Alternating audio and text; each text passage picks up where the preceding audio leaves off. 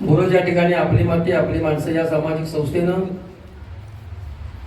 दिनदर्शिकेचा प्रकाशन सोहळा या ठिकाणी संपन्न होत असताना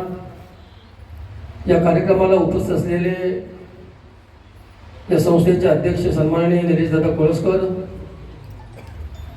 या संस्थेचे संस्थापक आणि या गावचे सुपुत्र, ज्यांनी एक की बघा घार हिंडते आकाशी चित्त तिचे पिल्लापाशी, आपली जन्मभूमी आणि कर्मभूमी याची सांगड घालून जरी मुंबईमध्ये आपण असलो तर या मातीच्या तरुणांसाठी, या मातीसाठी आपण काहीतरी केलं पाहिजे ही भावना सतत आपल्या अंतःकरणामध्ये असल्यामुळे जसं छत्रपतींनी मोगलाई घालवताना असंख्य विश्वासू मावळ्यांना जवळ घेतले आणि हिंदवी स्वराज्य स्थापन केलं, त्याच धर्तीवरती आदरणीय राजसाहेबांनी आपल्या या भागातील, या मातीतील, या भोऱ्यातील हा सह्याद्री भाग आहे, याला इतिहास आहे, याला भूगोल आहे, हा असा नाहीये, हा वाया गेलेला भाग नाहीये. त्यामुळे या तरुणाला विश्वासाला जवळ घेतलाय आणि जी चळवळ, जो विचार या ठिकाणी निर्माण केलाय, त्या विचाराची चळवळ अगदी सह्याद्रीपासून हिमालयापर्यंत पोहोचेल अशा पद्धतीचं दैत्यविमान काम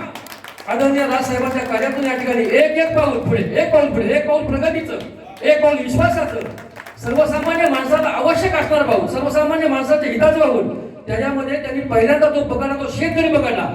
या देशाचा जो शेत, हा देश कृषीप्रधान देश आहे,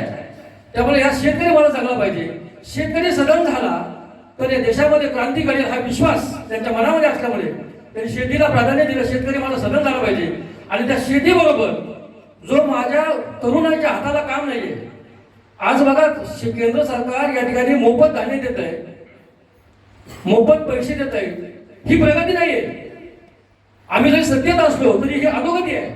तरुणाच्या हाताला काम दिलं पाहिजे, त्या कामातून रोज उत्पादन निघालं पाहिजे, ही भूमिका आपण जर मांडली नाही तर या तरुणाला फुकटचं 35-40 किलो धान्य भेटलं, त्याला चटणी मिठाला पैसे भेटला, तो झोपला तर देश उद्या विनाशाच्या दिशेला जाईल हा विश्वास तरुणांनी पण आपल्या लढ्यात ठेवला पाहिजे. आणि त्यामुळे राजसाहेबांनी या सगळ्या गोष्टी छेडून, या सगळ्या गोष्टी बाजूला करून त्या तरुणाच्या हाताला कशा पद्धतीनं काम देता येईल, त्या तरुणाच्या हाताला कशा पद्धतीने रोजगार देता येईल याचं उद्दिष्ट आपल्या डोळ्यासमोर ठेवलंय. आणि म्हणून येत्या 4-5-6 वर्षामध्ये जी क्रांती, जो बदल, जो परिवर्तन केलाय तो दिशादर्शक आहे. आणि म्हणून निश्चितपणे अनेक वक्त्यांनी सांगितलं, मी थोडा उशिरा आलो, कदाचित आणखी माझ्या पुढे वक्ते बोलले असतील,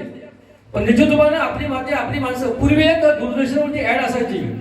सकाळची लागायची बघा, आपली माती आहे का नाही, ती शेत, ती शेत माती आहे, या मातीत आपला जन्म झाला आहे, ही माती तुम्हाला कदाचित उपाशी राहू देणार नाही हा विश्वास माझ्यासारख्या मनामध्ये. आपली माती आपली माणसं ही संघटना जे जे उपक्रम करेल त्या उपक्रमाला या ठिकाणी आमचा निश्चितपणे पाठिंबा नाही, 100% पाठिंबा, 100% सपोर्ट, 100% सहकार्य. आणि आपली निश्चितपणे ज्या ठिकाणी समस्या असेल, अडचण असेल, संघर्ष असेल त्याही ठिकाणी आम्ही तुमच्याकडून असू हा विश्वास या कार्यक्रमाच्या निमित्ताने व्यक्त करतो आणि थांबतो. रामकृष्ण, जय हिंद, जय महाराष्ट्र.